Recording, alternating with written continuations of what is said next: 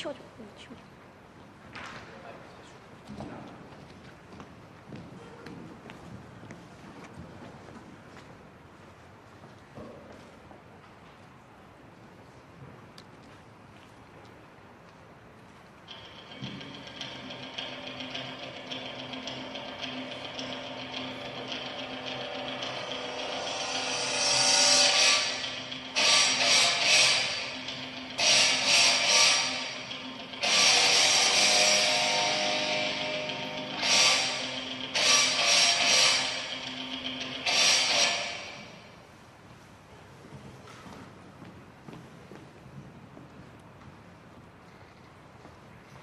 세계관은 치열한 링 위에서 다른 중공업들을 모두 KO시킨 헤비 인더스트리의 최강자, 헤비급 세계 챔피언 현대중공업을 소개합니다. 네, 발표 순서는 다음과 같고요. 먼저 현대중공업의 역사와 위상을 살펴보도록 하겠습니다. 1983년 이후 단 한 번도 세계 1위의 자리를 내어주지 않은 현대중공업은 명실상부 글로벌 탑 브랜드입니다. 현대중공업은 현재 해운시장의 선박왕이라 불리는 그리스를 포함한 세계 28개국에 여러 개의 지사와 법인을 두고 있으며 브라질과 러시아의 생산 공장을 준공하는 등 글로벌 시장 경쟁력 강화에 주력하고 있습니다.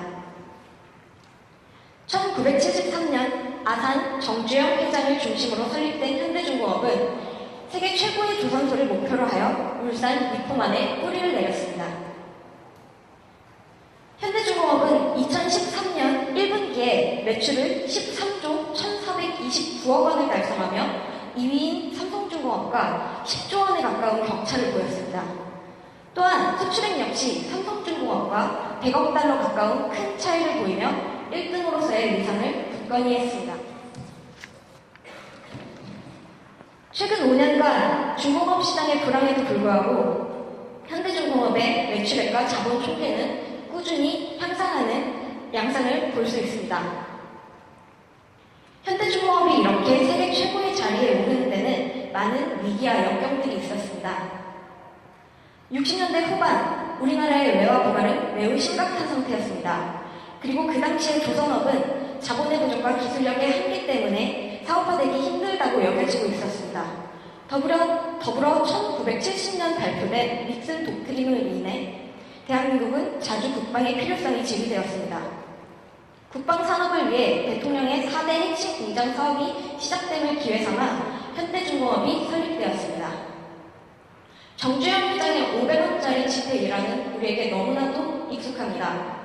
정주영 회장은 여러 번의 차관 실패로 사업을 시작함과 동시에 문을 닫게 될지도 모르는 위기에 처하게 됩니다. 이러한 상황에서 영국의 버클레이 은행에 거북선이 그려진 500원짜리 지폐를 내밀며 대한민국의 기술력을 어필했습니다. 이를 통해 차관에 성공했고 정주영 회장은 황량한 울산 니포만의 사진과 빌려온 유조선의 도면만을 가지고 수주에 성공합니다. 봉이 정선달이라는 별명이 딱 들어맞는 일화라고 볼 수 있습니다. 수주에 성공한 배를 건조하는 기술을 도입하기 위해 일본의 미쓰비시 중공업에 차관을 요청했습니다. 하지만 주운의 사원칙에 의해 합작이 무산되었습니다. 이를 오히려 전화 왜곡의 기회로 삼아 현대중공업만의 독자적인 기술을 개발하는 데 성공하게 됩니다. 이러한 기쁨도 잠시 세 번째의 위기를 겪게 됩니다. 1973년 말 석유파동으로 인해 전 세계 경제가 불황을 맞이하게 됩니다. 현대중공업은 이를 터닝포인트 삼아 수주의 선종을 다변화하는 변화의 모습을 보여줍니다.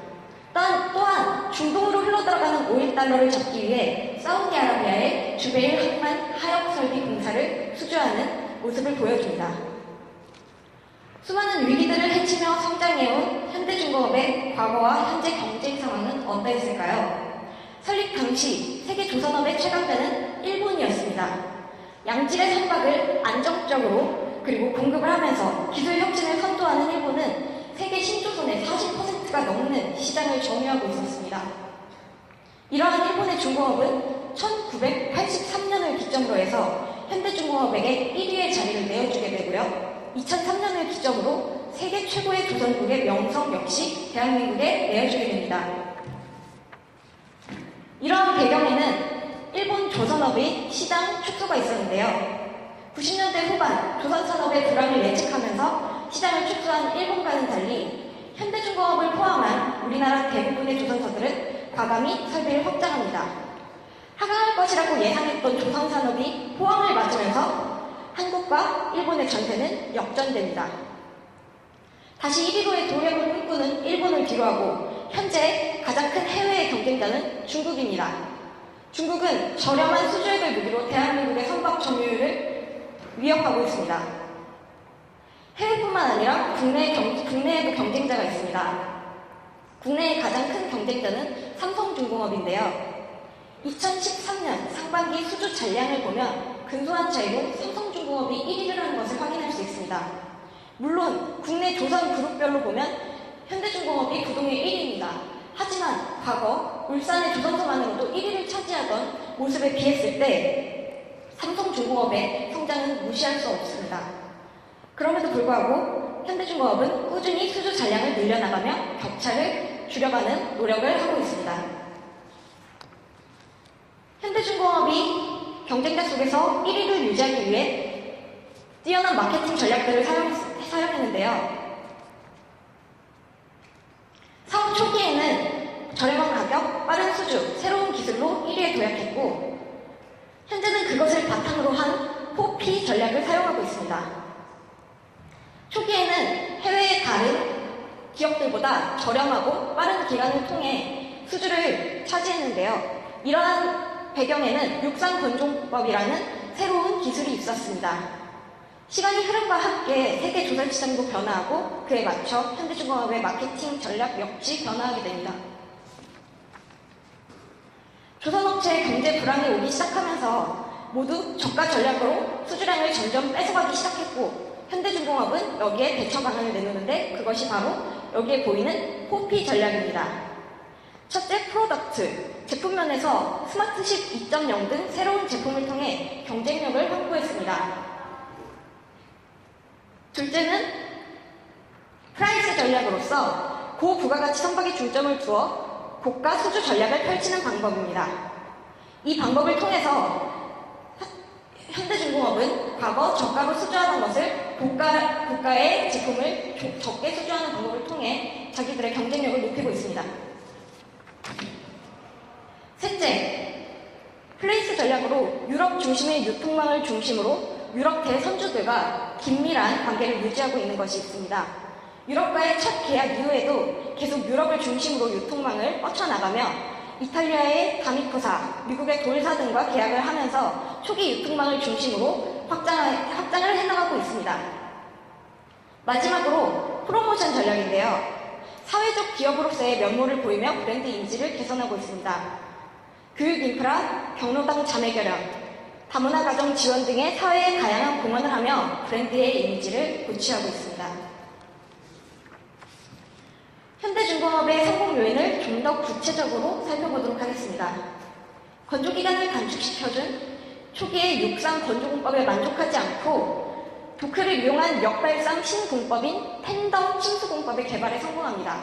텐덤 침수공법이란 한 도크에서 한 척의 배만 수주하던 예전의 방식을 파괴하며 대략 2주나 가까이 건조기간을 단축시켜주는 아주 혁신적인 공법입니다. 뿐만 아니라 현대중공업의 공정 혁신과 분야별 기술 혁신은 다른 기업에서는 볼 수 없는 혁신으로 성공 요인의 큰 밑거름이 되었습니다. 앞으로 1위 자리를 굳건히 지키기 위해서는 세계의 동향 파악이 필수적입니다. 어느새 일본을 제치고 2위로 등극한 중국의 맹추격을 뿌리치기 위해서는 기업 내외로의 치밀한 분석이 필요합니다.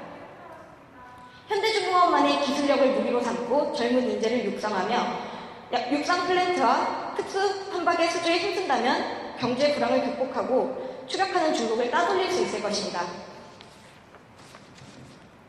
지금 화면에 보이는 말은 고 정주영 명예회장의 명언입니다. 한치 앞을 알 수 없는 미래에 회의나 불안보다는 확신과 자신감을 가지고 행동한다면 우리 모두 세계 1등 브랜드로 도약할 수 있을 것입니다. 아직 경기는 끝나지 않았습니다. 헤비급 챔피언 타이틀을 획득하고 계속 방어전에 성공하고 있는 현대중공업처럼 여기에 계신 분들 모두 자기가 하고 있는 분야에서 세계 챔피언이 되시기를 희망합니다.